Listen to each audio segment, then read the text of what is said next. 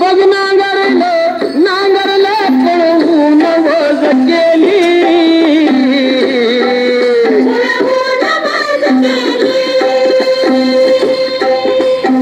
सुगणबाई बाभरीला शेतावर नेली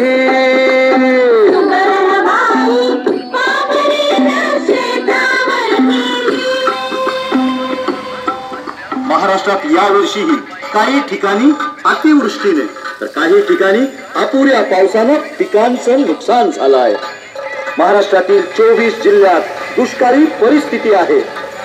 अनियमित पावसानं 80% गावातील खरीप पिकं हातची गेली आहेत आणि उरली सुरली अवकाळी पावसानं नष्ट केली आहेत.